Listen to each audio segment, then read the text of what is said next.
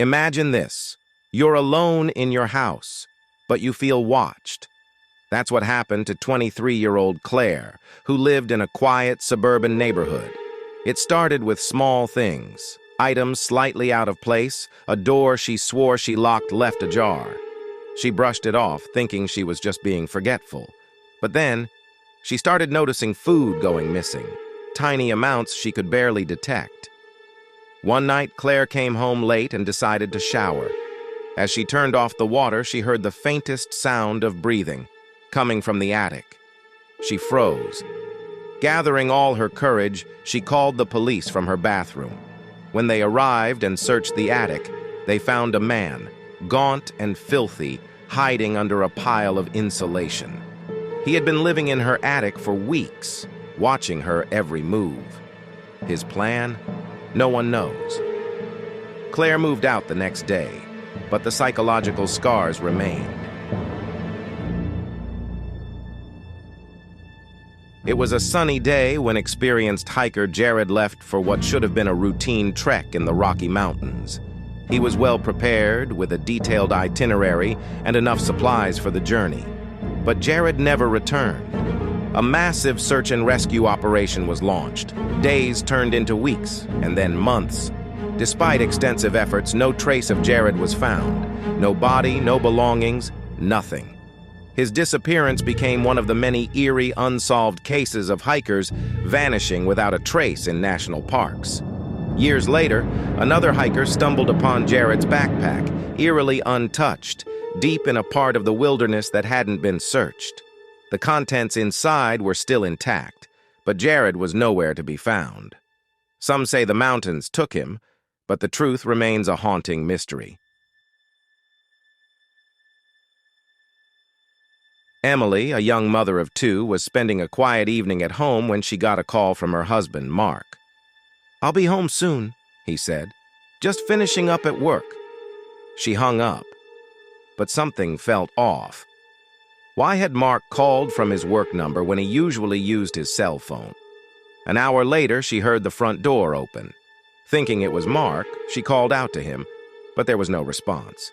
She checked the hallway, empty. Then she noticed it, the unmistakable sound of footsteps upstairs.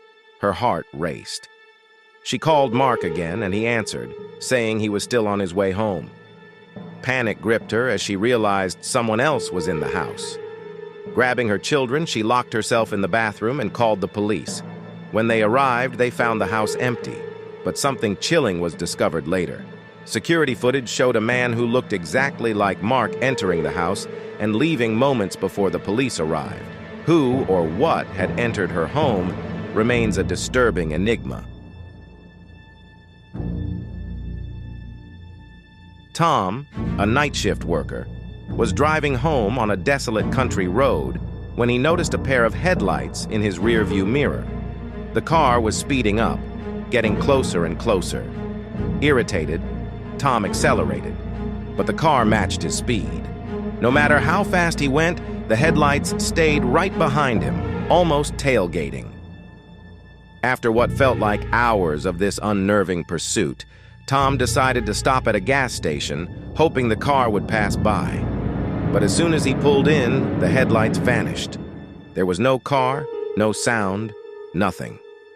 It was as if the vehicle had never existed. Shaken, Tom continued his drive home, but the experience haunted him.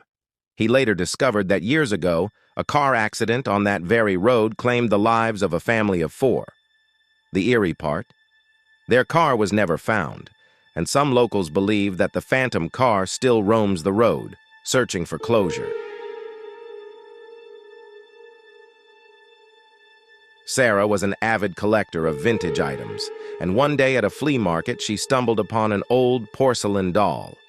It had a cracked face, faded blue eyes, and something unsettling about it. Despite the creepy vibe, Sarah bought it, thinking it would make a unique addition to her collection.